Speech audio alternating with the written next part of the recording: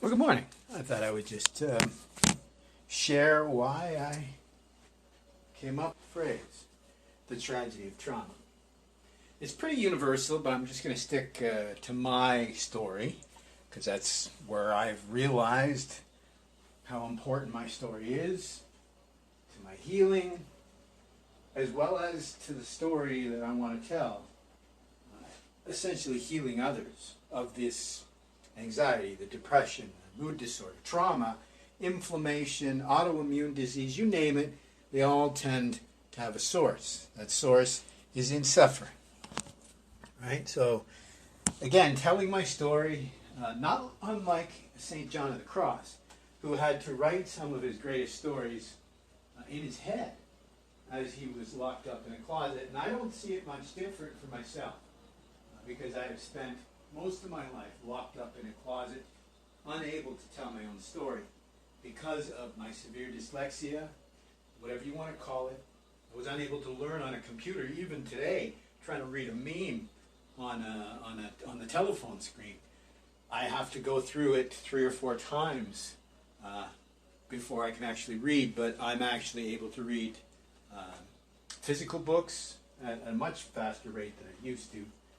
Long story short, this goes back to about 2016, 2018. I can't remember when I first read Gabor Mate's In the Realm of the Hungry Ghost. That's when I realized there was a possibility that I wasn't permanently disabled with dyslexia, that it might have been a developmental disability, something that relates to my traumatic childhood. And just had some traumatic memories come up, trying to use loving compassion. Give you an example where how trauma can be so reactive and subconscious, and you don't even think about it. So after I had had my most serious experience of derealization, depersonalization, and disassociation, I actually had to make my wife move cities with me, because I couldn't stand the thought of running into any of the people that had traumatized me. So we changed cities, and we'd been in that city for a while, and we were, in fact, didn't even have a phone, because we couldn't afford one. Eventually someone gave me one of those internet telephone dongles, so we got a year's worth of telephone, because it came bundled with a year. We were never able to renew it, plus it was pretty rough to begin with. So at that time, we were really hard done by. Long story short, I had remembered this experience where I couldn't go back to my hometown if I wanted to, never mind the trauma, because I just couldn't afford it. I'd actually had to leave the bank and another job in finance because of stress and trauma. What I didn't realize, it wasn't the individual incidents that I'd run into. Like I had a coworker who was, oh my God, an evil, toxic, psychic, and almost physical vampire. One of these people who use religion to justify their toxicity, and they're literally cheating people, right? I'll give you a warning. If you go to an auto dealership, you'll get, most likely, not me. Someone who sold based on value, didn't jam anybody into anything. What you'll probably get is someone who will cajole you, convince you, force you, whatever they can do to get you to buy their junk. Most of it's overpriced by about 3, 4, 5 times what it should be. 10 times overpriced, but 5 times what it should be. $1,000 for a rust module? No. Costs them about $100. And then maybe $80 labor tops. So, you know what I mean? A couple $100, absolute tops. And I used to do that. That's what used to piss them off, right? If someone's like, no, I'm not paying $1,000, well, I would take a $500 sale. I mean, I put $250 in the dealership's pocket, and I got $50, right? The customer got a deal on the rust module, right? If it was someone who saw the benefit of it, someone who saw the benefit of rust proofing, wanted to keep their vehicle long term, but maybe didn't see the benefit of going every year, paying $100 every year for rust proofing undercoating. That's gone up since. Long story short, I was pretty sick, right? Separated from the family. So nobody told me my grandmother was dying. She was my lady. My grandmother, a traumatized lady. She grew up during the Depression. She moved down to Toronto when she was a teen for some adventure. Worked in the Inglis plant I think she made magazines or binoculars, and my grandfather made magazines or binoculars. It was vice versa. Both working at the English plant. She was there for adventure. He was a local from Toronto. Devout Baptist, by the way, which is funny, who had a gambling problem. So, oh boy, it's funny we hear from the Pope that priests have a prawn problem. So this is nothing new. But so they got together, and sadly my poor grandmother was made to move back home. My grandfather wasn't too happy about it either because of, I mean, it was, wow, very rural at the time, Northern Ontario. He left Toronto in the 40s. Oh, terrible. To work at a little grocery store as their meat cutter, their butcher. It was just up the road from where they lived. So imagine how small your world had become, right? You lost your culture, your community, your identity, right? So my grandmother went south to find her identity. My grandfather lost his coming north, and never mind, some other stress, right? So they had a ton of stress in their marriage. Their first child died. Was born with spinal bifida and worse, just didn't survive. Survived, I think, hours, maybe days. So that was an incredible trauma to the family. And I do believe they were never the same. It wasn't just my grandfather's gambling or any other issues that my grandmother, it seems my grandmother might have been a narcissist, or she had been so severely traumatized. I have no idea about her family. But she did have the symptoms of narcissism, either being one, influenced by, what have you, because my mother is 100% either trained to be a narcissist and think like a narcissist, or is 100% a narcissist.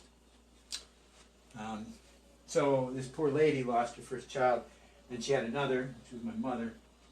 No doubt she was stressed during the whole time. I mean, I'm stressed over my laptop dying because I've had a couple of them die before similarly. Start to show some issues.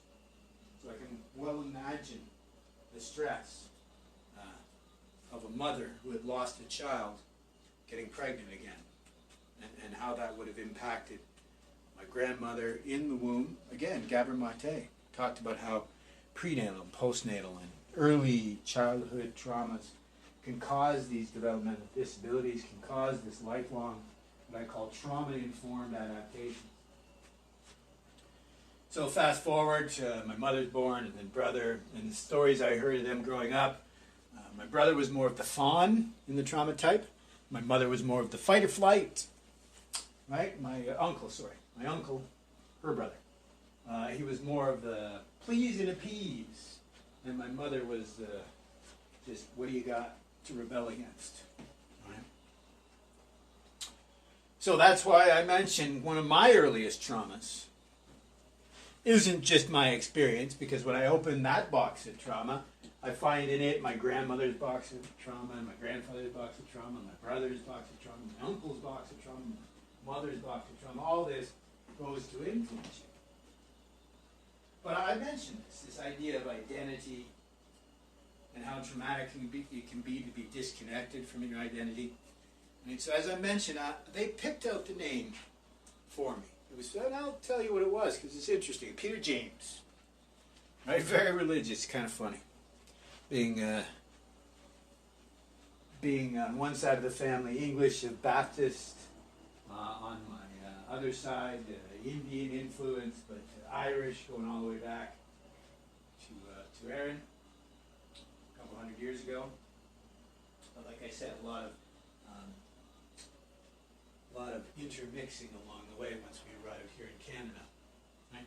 So there's a lot of trauma in there. We'll talk about, right, the Indigenous, my grandmother, my grandfather when he came back from serving in the Second World War. Never mind the trauma of that. I think I can even share one of those. My grandfather served over 30 missions, something that other countries would have rotated them out. But no, he stayed. In fact, he even had one mission that had to be aborted because they dropped the bombs on the wrong things, supposedly, and that's what caused him his most extreme amount of trauma. Right, so he came home and he threw away most of his medals. He was one of the most highly decorated bomber navigators in the Second World War. I think not just for Canadians, but for the Allies. Considering what he served, how long he served, the medals he was awarded, how many times he flew over occupied Europe. Never mind just regular milk runs. No, most of his runs were over serious targets. Came home a number of times damaged. Almost didn't come home a number of times. Supposedly lost crew members, but served the entire time. Pretty low chance. So never mind that trauma. But when he came back, his war bride, which was my father's mother, his war bride, who was an English lady from Nottinghamshire, used to keep my father home from school to drink with her when he was a child. Right? She was traumatized by the Blitz and Lord knows what else. The abuse of alcohol during the war. My grandfather was the same. He became a raging alcoholic as well. Again, I cut him a little slack because of what he had gone through. He gave him himself. But the real beautiful story that was never really highlighted in our family was that when that war bride returned to England, because she just couldn't handle it, she took two of the kids, my uncle and my aunt. They went back, left my father here, who was the oldest. So my father without a mother, never mind, she was never really much of a mother. Yeah, so I know, that's rhetoric. I'm sure even if she was doing terrible things, she's still his mother. But that's a whole other discussion. Sometimes your mother can be more damaging than nurturing, right? Because don't forget, two of the major traumas, especially for kids, is did you get the nurturing you needed, or were you neglected, or were you abused? Imagine if you were all the above. But for me, there was this beautiful lady, Algonquin, by the Mississauga, I believe. Indigenous lady, son of the chief of the band she grew up in. So imagine the connection to her community, to her culture, to her identity. Forgot to mention that my family actually was involved with two separate reserves up in northern Ontario. My grandfather being an architect, and he was very charitable when it came to all identities, and that included the Indigenous. Because again, I mentioned this, I don't know if it's why, I don't know the motivation, it's not something we could talk about back then. But I understand it as we were quite open about the fact that our family, having settled in the Ottawa Valley just before the potato famine, so we were subject to an incredible amount of discrimination, myself included. In my lifetime, I've been subject to multiple incidents of discrimination, racism, whatever you want to call it, but most particularly in the last 20 years for being Irish. My name being Irish. But what's hilarious is in high school I was subject to discrimination for possibly being Indigenous. Not because anyone knew of my family history, not at all. Not because I even passed. I really don't know what I look like, but I don't pass for any of these identities in my family tree. But it was because, I'm sure of this, I treated the Indigenous students like human beings. Because again, our family lore had we settled in the Ottawa Valley, and we intermixed, because we were Irish, less than human, less than dogs. So of course, our choice for a family was Indigenous people, because we were both treated as less than. Not to mention the French, but that actually, my family history predates that. My original family actually left Ireland because they were being chased for some supposed regicide or attempted regicide, trying to kill the king. So they went to France. They served the French king. The family was even awarded vineyards. But they were lost during the French Revolution. Interestingly, my family supported the French Revolution, which was funny. Even though he fought for the king, he was actually against the English as well. So he was really about freedom. I think this is a big part of my family identity, right? Because the Irish, we don't carry it around like a millstone, but we've been subject to an incredible amount of discrimination for centuries. So my family went to France to fight the English so the Irish could be free, right?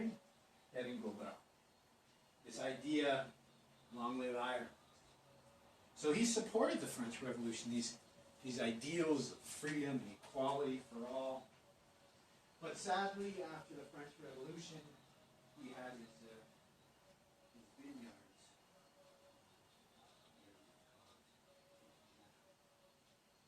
So he returned to Ireland.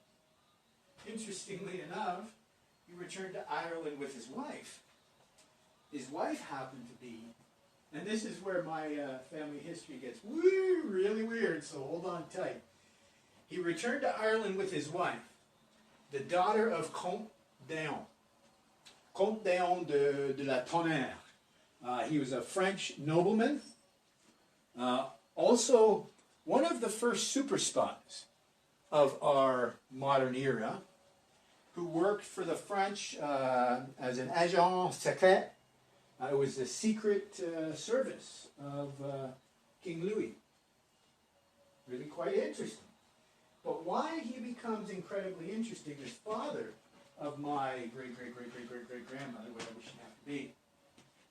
Why he's interesting. So my relative on my great-great-great-great-grandmother's side, the Comte d'Eon de Tonnerre, he was the first, I don't know what we'd call him, ambiguously sexed spy? Because the Comte not only served the king, but I guess he had kind of upset in the new king. I can't remember the specifics off the top of my head. I apologize. Not much for scripts. The problem for the king was he did such a great job for him. Spied for him for years. What did he do? The Comte d'Eon dressed as a woman to infiltrate the Russian court. And he did this for years, never having got caught till long after. So the hubbub of him having been, what do you call it, a cross-dressing spy, you know, paled compared to the service to France. But of course there was some, you know, cancel culture and propaganda even at that time. So there was some hubbub about whether or not he really was a transvestite. It's kind of funny because the king actually made him wear a dress in France for years, just as kind of like a punishment. It's really quite an interesting piece of history. But that's my connection to France, the French Revolution. Not to mention that same relative, the Irishman that married the daughter of Comte d'Eon.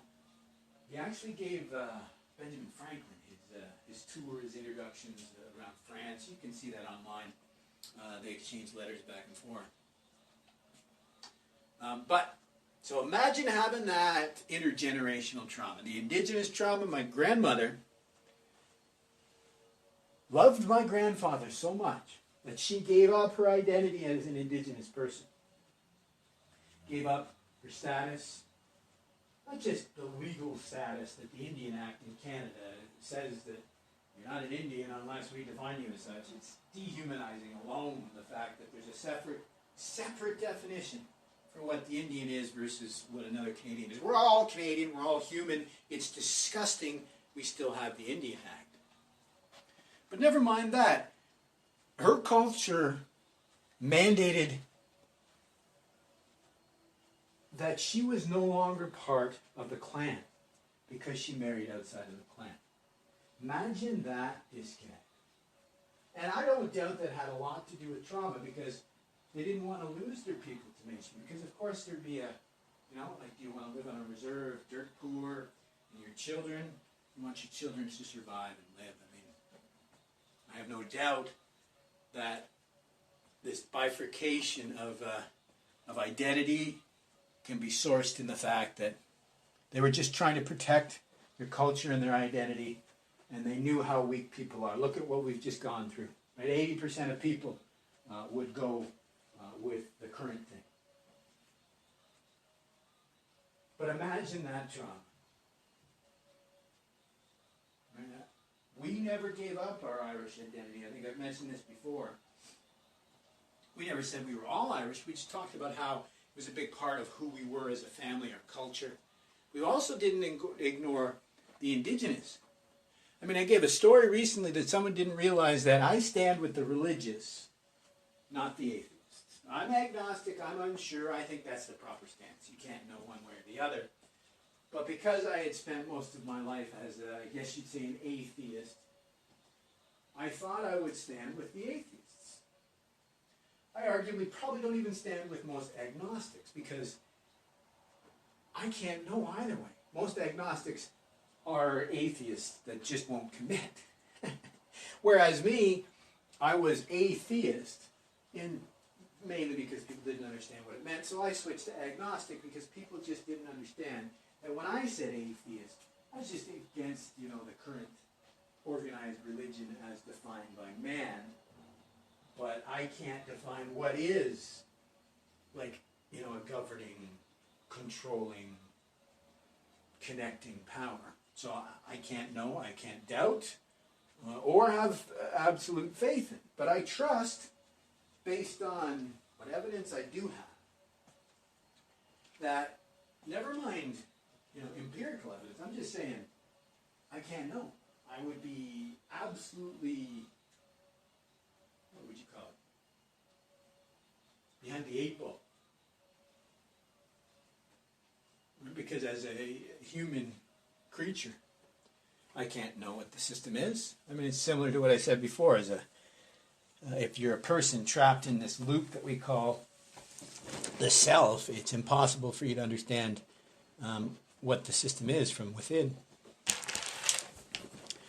Right? So, trauma after trauma after trauma. The tragedy of trauma.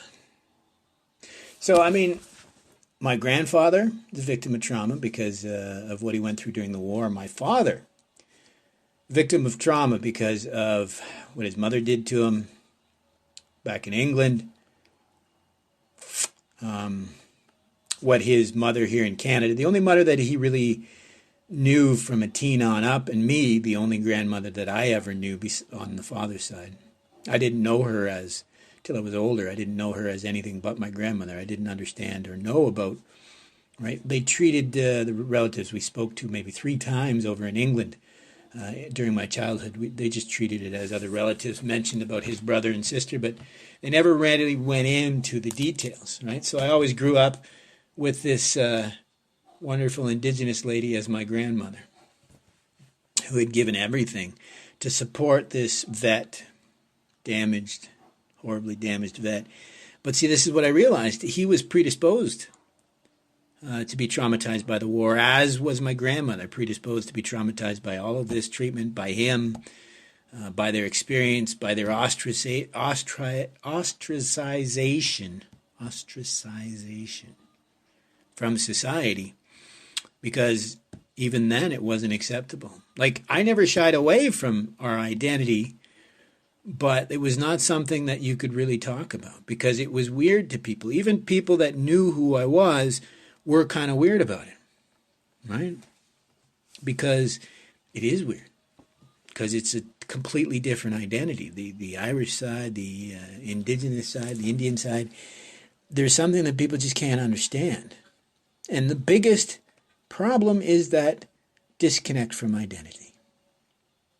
Right? I knew how I was, right? The son of a vet, grandson of a vet, traumatized by that, traumatized by physical abuse, alcohol abuse, victim of a really early head trauma. So, I mean, that causes a systematic inflammatory response throughout the body, which causes mood and anxiety. And so even if I wasn't the victim of domestic violence, whatever you call it, childhood abuse, I likely would have been predisposed to complex trauma because of the head injury.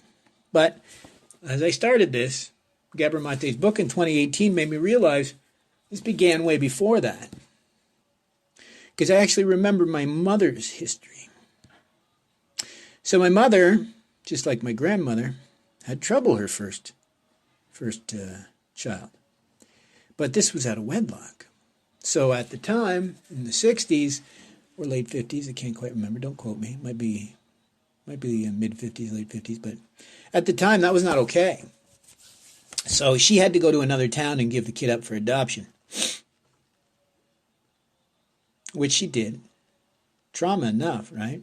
Young mother. She ended up marrying the man. So imagine losing your child because of social convention, but she took that on. She never internalized that trauma because she, like I said, the qualities of narcissism in my mother show the stuff that obviously she should have known her children to be traumatized. But if they act out in any way showing that trauma, that was bad light on her. So that's the symptom of narcissism. She doesn't have to be a narcissist, but when she doesn't see the trouble that her children are going through as a result of their history, her actions, if she just wants them to pipe down, not make a scene, that's narcissism. Right? I ran into that myself as far as a reaction. If my wife tries to tell me to, calm down or not be so loud, I'm like, fuck you, I'll be as loud as I want. That's just the way I am. Pardon my language, I apologize. It's just this automatic reaction that we talk about, right? I would not, that's not me, but it takes me back to my childhood when, my father just kicked me down 3 flights of stairs and split my lip wide open with a right hook, right? He was a boxer in the Navy with like 11-0 record. No cartilage in his nose, his ears all cauliflowered up because he fought tooth and nail, loved it. But this is a very young teenager being beaten the heck out of. One who is more fawn than fight or flight because it was unacceptable. If I at all raised a concern, here's the example. I picked up the phone to call Children's Aid, and my mother took the phone and told them that I was just overreacting. Even though I was standing there bleeding, I still have the scar from that incident. And yet that incident, I was standing up for her. Yeah, he was threatening her, so I stood in to protect her, and that's why he kicked me down. I think it was 2 flights of stairs, technically. But yeah, got up on the landing of the first flight and said, F you, this is why I'm sorry it came up. That's just automatic with my trauma. Kicked down the second flight, bleeding profusely, spitting the blood while I told him all of these expletives. Come on. You know what I mean? And you should have seen the fear in his eyes that I didn't step down. So that was when I changed, when I realized that fawning, please and appease was not the only way, that I could stand up for myself. And it's been 30 years for me to get back to that. But what was I getting to? Embarrassing. So I just realized this morning, so here's, like I said, I began this example. We had to move towns because of my trauma, not just the one trauma. I've had dozens, if not hundreds. We had to leave town because of this most recent. I had to stop work because it made my autoimmune disease explode to the point where I could barely do anything but suffer on a daily basis because I was so tormented between chronic pain, the skin disease, my trauma, anxiety, depression, you name it. It was absolutely horrible. So my grandmother got sick. Nobody told me, right? She was in the hospital for a while. And my mother didn't call. No. And what's funny about this is I realized I felt guilty about this incident and this experience. I felt guilty that I didn't go up north. I felt guilty I didn't call because I had a couple times called and hung up rather than speak to the two of them because they're just toxic. They wouldn't let me speak to my grandmother. They'd force me to talk to them and they're crap. Narcissists. Instead of realizing that if my grandmother wants to speak to me, let me speak to her. So I felt guilty that I hung up instead of fighting with them to speak to my grandmother. And I felt guilty even though they didn't bother calling me before she died. This is long after she's passed, after even her funeral. So I didn't even get to see that. My brother messaged me on Facebook and says, your grandmother died. Oh, gosh. So without even thinking, this is where this morning, realized this is the narrative theory and the self-inquiry. What was my automatic reaction? I actually got drunk on rye. I hate rye and always have. It was a bottle of CC, what is that, Canadian Club? I hate Canadian Club. It was a bottle that, I don't know why we moved from the house when we had to lose the house again because of trauma. Lost my wife's house. So that's something I'm never going to get over. But we had to move town, but we brought the booze. I don't know why. It's just, What little we had, we held on to. But I drank that, got drunk, and then I called. Right? Never even struck me. I've been feeling guilty for 10 years or more that I got drunk. I hadn't been drunk in probably years. Years and years. But again, this is how trauma can just shut down your thinking brain and you will just react. And no surprise, my father's original weapon of choice was rye. Then he moved to beer as if that was any better, but you drink a couple dozen beer, or you end up with such a low tolerance for alcohol that you're stumbling drunk at 3 beer. It doesn't matter what you put in your body. But I had a horrible drunk once with some really cheap scotch, really cheap rye, and both of those just turned me off of the flavor altogether and the taste, and I just hated being drunk. And no, none of that happened consciously. None of it. Right? Same as my understanding of all this.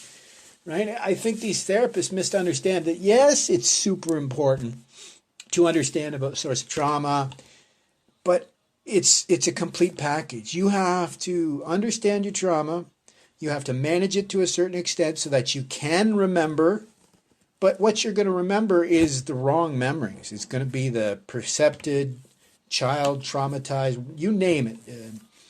Whatever experience you had that ended up becoming a traumatic type experience, developing into trauma-informed adaptations, is 100% probably not what really happened. Right? Going back and remembering what happened. Right? Here I've been feeling guilty as if this was all my fault. I had a lot to be responsible for, but it wasn't my responsibility in so many of these situations. Even more so that the weird affect of the traumatized is you blame yourself for some of these reactions. The fact that I got drunk and called and I was a bit of a jerk. Not in the way you think. They deserved it, but yeah. I felt guilty for subconscious or unconscious reactions as a result of my trauma. Right? I mean, I even realized another situation here. I had to cut ties with my mother again because for the third time, this lady is beyond toxic. She's not interested in trying to help us heal. To make herself feel better that she, started coming down and taking us to Costco because, again, we have a very specific diet and limited in what we can do, and she thought that would help us out, and it certainly did. I'd love a sponsorship from Costco because, I wouldn't be able to maintain my health if it wasn't for Costco. But she brought down her friend who toxified our relationship the last time, because when my mother kept coming down with her traumas and depressions and just being a toxic, horrible person to be around, I literally said to her, listen, we are dealing with our own shit. We can't have you come down here and be this horrible and toxic. And just like my father, when I told him he couldn't use me to get back at my mother during the divorce thing, she cut all ties. She said, oh, well, I'll talk with you then. And she left. Seriously. And when she called, she wanted to give me crap because I was, how dare I? Even though her own doctor told her that she needed to see a therapist and get on medication because of how horribly toxic and nasty she had become. But this friend of hers, when I told Sharon not to call because I wouldn't speak to her anymore, and she was just stressing out my wife, so I said, stop. She had her friend call and tell me how horrible person I am because, my mother, what she had done for me. And I'm like, really? Do you even know what my mother has done for me? Used me as her protection from an abusive alcoholic? Leaving me at home to be beaten and abused by that man while she went out gallivanting with her girls, with her ladies, with her friends, right? Scotia bankers. Yeah, she actually would join just about any group that she could just to stay away, leaving her children with an abusive alcoholic that she was afraid of. Imagine how her children felt. But no, this lady's telling me, oh, you don't understand. So fast forward 10 years when I explained what this lady had done again and how, why, and my mother keeps, oh, I don't understand why. Even though I've explained it a dozen times, no, you don't understand, because she won't think about it. As a narcissist, she does nothing wrong. So I can be as a jerk off as I want. And she would tell me over and over again that I just get over it. Should just get over it. By the way, for the traumatized, that's just horrible. But imagine if you're dealing with an autoimmune disease caused by this sort of history. That's not something you can just get over. Never mind that 10 years later, I finally got diagnosed that this is an incurable disease, not something you just get over. But this is what she does. You get over it, get over it. Fast forward 10 years, she brings her friend down. No, let me correct that. The only reason why she's even coming down to see us is because her friend is originally from here, so she goes down with her as her co-pilot, right? Because they were coming down to visit her family. Imagine the disgustingness. Doesn't contact us in any way, but she's supporting somebody else's grandchildren. Nieces and nephews, technically. But she brings this person down, and this person's so toxic that every time we go out, she has to make a comment about how much we're spending or how much we're getting, to the point where I just said, no, we're not going to get anything else. Did they apologize? Did they? No, wouldn't even listen to us. To the point where I actually had to tell them, like, once again, if you're just going to come down and be toxic and, make these horrible jokes making us feel bad, because as a traumatized person, particularly from childhood trauma, you don't ask for help. And if you do ask for help and they make you feel guilty, that's just a toxic shame. It's narcissism. But I didn't realize till this morning the reason why I got so mad is because just like defending my father, the abuser, in this case, she had the gall to tell me that I traumatized her friend. How? By asking her not to re-traumatize us every time she came down. Oh, that re-traumatized her because it reminded her of her brother. Oh my gosh. So I just realized this morning the reason why I told my mother to get lost after that incident is because, well, it was the next incident actually. I just said, yeah, whatever, get lost. She tried to come by again after 2 years blaming on the COVID, but it wasn't. It wasn't. Even though there's actual medical issues surrounding it, I was right about this whole situation, both for my medical situation, with my severe allergies, my autoimmune disease, the inflammatory problems I have. Never mind the fact that we only had it once back in 2019 and we've never had it since. But she said she didn't come around because she was worried about the coof. That's weird. But when she showed up, she said, oh, it was because they didn't think you wanted to have that lady around. No, I didn't want that lady around. But what did she do? She actually brought her here and even allowed her to give me a hug. And I'm like, you just don't get it, do you? And I didn't get it till today that just brought me right back to when she was defending the abuser, Pat. Another abuser, she's defending that I'm just supposed to get over it. So the fact that it's just get over it. I tried to explain it to her how that all connects, but not until the last couple of years, and certainly working on self-inquiry, have I realized that the real problem wasn't just her saying get over it. It was also her defending this lady. It's also her ignoring history. It's also her acting as the narcissist that has caused this toxified relationship from the get-go. It's the tragedy of trauma. Because my doctor, I thought, was telling me the truth, but was just lying or obfuscating, told me that a complex trauma diagnosis is complicated. Why is it complicated? Well, because we don't have such a thing in Canada, really. Because let me give you an example.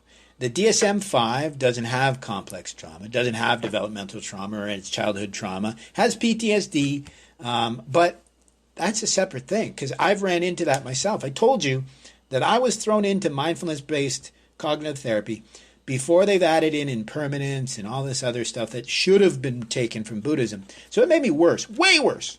It took me over a year to heal from my experiences with supposed health practitioners. The one lady from Hamilton, what have you, General, part of their mental health program, she just destroyed me because she just picked up and ran out of the room when I told her challenging my anxieties was making me feel worse. Like, am I ever going to get over this? She ran out of the room. Then the Canadian Mental Health Association yells at me because I did my anxieties out of a 1 to 5 rather than a 1 to 10. Never mind that she never even asked me about my childhood trauma or anything else. Just asked me about, you're anxious, try this. Never mind asking me if I was dyslexic, giving me these handouts. Is it any surprise that I might have gotten the numbers wrong? Never mind, as a complex trauma survivor, challenging my anxieties without a safe space, let alone an understanding of impermanence of these things, it's beyond the pale. It's contraindicated now. It's just absolutely the opposite of what we're supposed to do. But as I said, it took me years to get over how I've been treated by these doctors. Never mind the medication I was put on over and over again that just made things worse. And I was blamed for why it wouldn't work. I found out recently in one of my courses that these doctors use this medication averse depression as a way of saying this guy's not going to heal. Well, no, if you had stopped and realized, no, it's more complicated. Like just controlling my inflammation and mentioning how important our microbiome is, which he laughed and made fun of me of originally, and 3 years later said, oh, no, that's a thing. But never once did he stop and go, well, yes, I guess eating properly and getting your proper vitamins and minerals so you can feed the system that produces your neurotransmitters. No, that's pseudoscience. Tell me again how the factory that builds your neurotransmitters, that leads to your feeling of contentment and wellness and literally the sense of self, indirectly. Tell me how that's pseudoscience. Oh my gosh, I just cannot get over this. Same as when I said how important it was to manage what we eat as a patient with this hidradenitis suppurativa. I say suppurativa because it's such an awesome disease. I was kicked out of groups years ago for suggesting a diet link. My own doctor made fun of me for suggesting as much. And yet, guess what's been added to the protocol for my disease?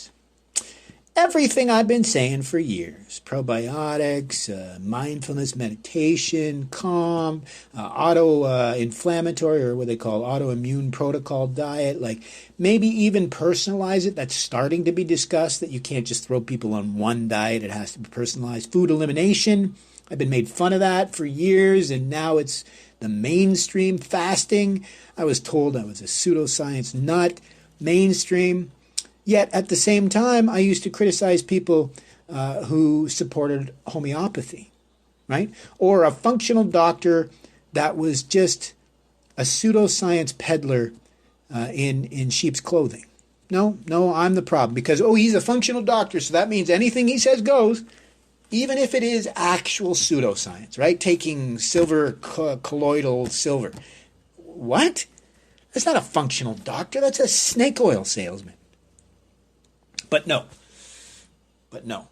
Let's not include, as I said, Gabor Mate and all of these shrinks have said, let's not even ask the person their personal history. Never mind what they're eating. I told you, I asked my doctor, because my theory was that they just get tired of telling people, and he agreed. I think it's worse than that. I think they just don't care because they don't have enough time and they're worried about other things. You have to be concerned about your diet because that is everything. Everything. Because you can't do anything without it. If you don't eat, you're going to die. If you don't eat properly, no medication is going to make up for that. Right? So, my realization this morning, I apologize, roundabout, is the tragedy of trauma. If my family were to have known that what they're dealing with it's something they don't even realize. It could be a pre-verbal trauma. It could be something they don't even realize. But why is it a tragedy of trauma? Well, because here in Canada, The DSM-5 doesn't recognize childhood trauma or complex trauma, which is way harder to deal with than PTSD. But it is in the International Classifier of Diseases, the 11th edition. And yet Canada has only recognized PTSD in 2018. Like I said, I've discussed this with Veterans Affairs here in Canada, and they have no concept of training people about the fact that trauma is guaranteed. It's how you perceive it and how you carry forward that matters. So they have no concept of training these soldiers and their families prior to trauma. They only have a protocol for after. Right? So the tragedy of trauma is not only do we not recognize it as a thing, we don't recognize how universal it is. Almost guaranteed everyone has experienced at least a small T trauma, most likely a large T trauma as well. Doesn't mean it's going to impinge on your life absolutely and completely and make you an absolute mess and you can't leave the house like me. But unlike many others, didn't lose hope or faith that there was still life. But I thank my partner for that. If I didn't have my partner, I'd be long dead by now. Mainly because in Canada, medical assisted dying is a thing. So with my complex trauma and my chronic pain, depression, anxiety, autoimmune disease, autoinflammatory, geez, there wouldn't even be probably a waiting period. They'd probably put me down right there in the office. So for me, the real tragedy is not only are they not diagnosing it, not only are they not talking about how universal trauma is, they're doubling down on how harmful this behavior is. Because, like I said earlier, the first step towards healing your trauma is understanding what trauma is and how your reactions are based on that, and how sometimes this stuff is out of your control, and more importantly, how you can come to get back into control. Like for me, the example I gave my wife this morning, how I think I'm starting to get better, is I'm not great with my emotional regulation. But as I said, when I was having a discussion with a gentleman about politics and religion, I mean, it just started out that I was trying to help him out because the statement he made sounded so sad and apathetic. He's like, oh, what are we going to do? You know, things are just screwed. This next generation, they're terrible. And I'm like, you can't see it like that. You have to have hope.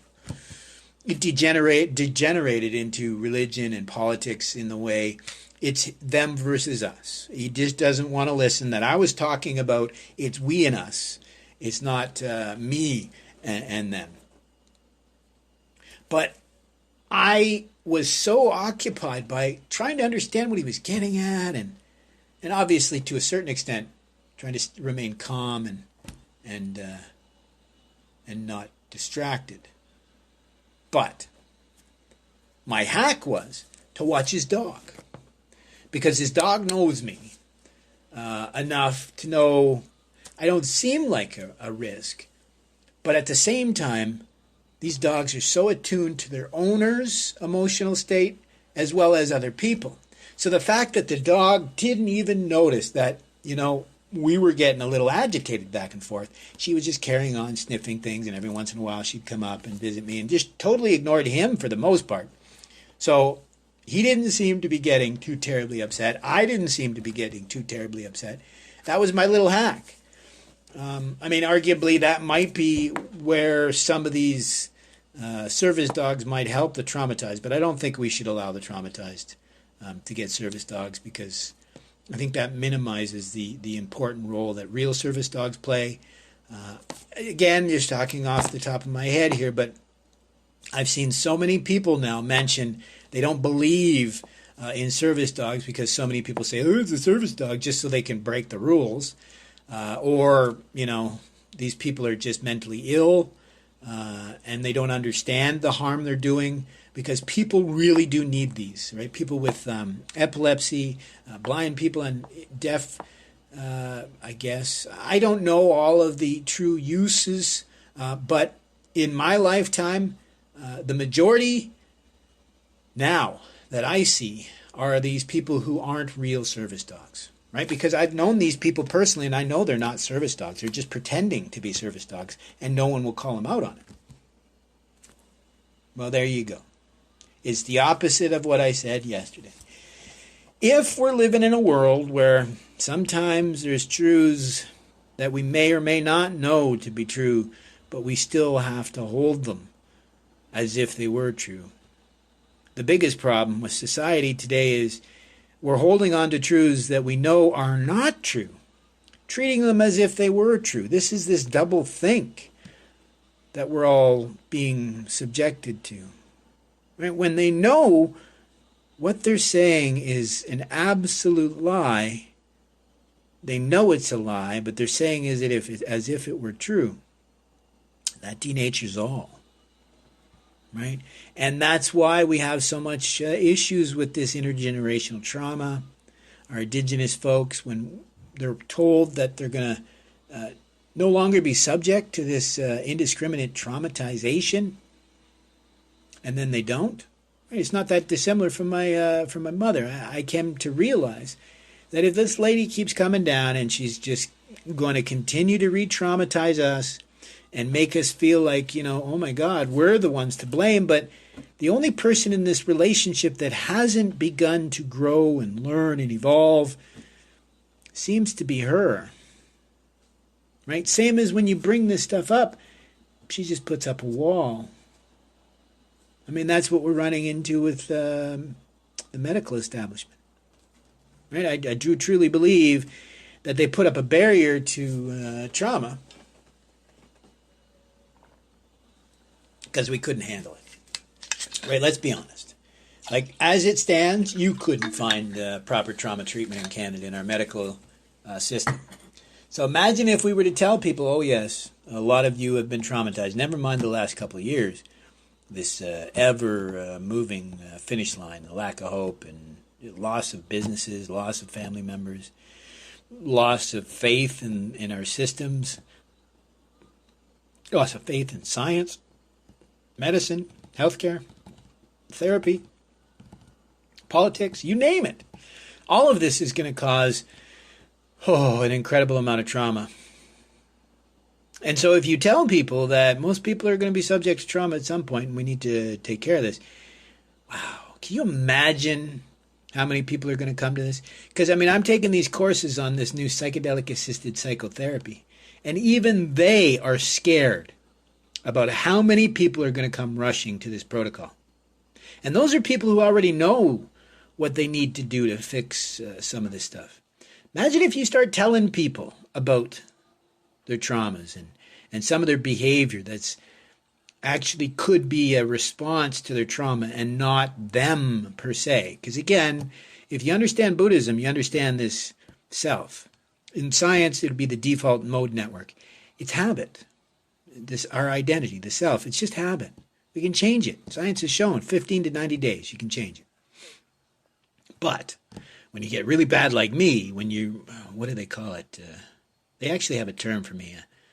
There's only a few therapists that will even work with people as severely damaged as me, because it's all stacks upon each other, right? The identity I had, changing my name when I was young, they changed it a week before my birth because a cousin took it. Never mind it being steeped in religiosity, and neither of my parents were into it. My father was a Reformed Catholic. He just hated the church, but he hated the people that were in it. Pretty sure he was molested by a priest based on some of the things he talked about, and the priest that was around at the time. Not an uncommon thing, because my wife, when she was young, she said they had more than one priest around here that was known to be doing that sort of thing. So just imagine the number of traumas that they're going to be subject to having to deal with. Right? It's a beautiful thing, because if we were to establish a protocol that can help a number of people, right? Because that's what I'm working towards. What I realized is there's no therapist for me, right? As I said, I'm so intractable. That's what they call it. Never mind how bad I was and how damaged I was because of my dyslexia. So I couldn't even put together my thoughts. Like I had essentially like erythemia. I can't remember what they call it, but I had a hard time expressing myself, understanding my own thoughts, my own feelings, never mind putting it into words, right? Because of my dyslexia and the trauma. It all builds upon each other. The systematic inflammation the University of Texas has found in patients even decades after a lifetime of systematic inflammation from just a traumatic head injury. So add in all of these traumas growing up, it just builds on. So the real trauma of tragedy, the tragedy of trauma, is it doesn't have to be a tragedy if we were to awaken to how desperately important it is for us to manage this. Because if you run into a trauma and you manage it, you actually become more steeled to the next time. But if you run into a trauma and you allow it to develop into negative consequences, I call that trauma-informed adaptations that impinge on your life, well, then the next trauma is going to do the same thing and build upon and build upon and build upon and build upon. That's the tragedy of trauma. Because if you manage someone's trauma, even one, they develop the skill set to understand how to manage others and go forward and help others. So it's the same joke that I talked about, that if we were to help those that learn at an accelerated rate or in a different way, they can in turn help others that maybe learn in a different way or at a different rate. And eventually we raise all boats. But the way we're working this, helping tiny, tiny little segments, only so much. All that's serving to do is push us further and further behind. Right? So that, to me, is the real tragedy of trauma. It's the fact that waking up to how universal it is. I mean, just the course yesterday, it was an argument between the lumpers and the splitters for when they were designing the DSM-5. Some of them felt they needed more categories. Some of them felt that everyone was a mix anyways. So the real miss is the universals in psychology. So they talked about some of these universals that they discovered in psychology, and they all point to a disconnection from the transpersonal experience, a disconnection from the metacognitive experience, a disconnection from our community, a disconnection from the self, a disconnection from meaning, from value. All of this boils down to a community that's supportive. And if you're the traumatized person who feels disconnected from society and they treat you as if you're a leper, but in reality, it's not because of how difficult or because they don't know how to treat. They haven't even begun to even discuss this. It's in no small part what Jung warned us, that what we fear in others or hate in others tends to be what we fear and hate in ourselves. Same as that psychiatrist who said that a majority of psychiatrists are helping people with things that they should be helping themselves with, and they're not. Right? So this is why I mentioned the tragedy of trauma, and this is why I began this podcast. When I initially named it, I just named it after, in fact, it's interesting, Almighty Om was just referring to Sanskrit, where Om has to do with, it's the entirety of the universe, so the Almighty Om. We are the Almighty Om, all of us, each one of us, even objects in the universe, everything is the Almighty Om. I spelt it with the OHM because that's a measure of resistance. That's exactly what we're supposed to be working on. I found out it's a little too opaque, right? Because this measure of resistance to the unity, Om, is this awe that we're all meant to embrace. So our resistance to embracing this sense of unity is the tragedy of trauma, because this disconnect is the very heart of our trauma. Because it's been shown that those with a strong connection to the self and to others actually are much more able to survive even some of the most intense and horrible traumas. So it's this connection to ourselves and to others. And there's the tragedy of trauma again. Because if society is ostracizing those that need the help the most, it's not only denaturing the patients, the traumatized, it denatures everybody. Right? You can't turn your back on humanity and expect that your humanity is going to hang around.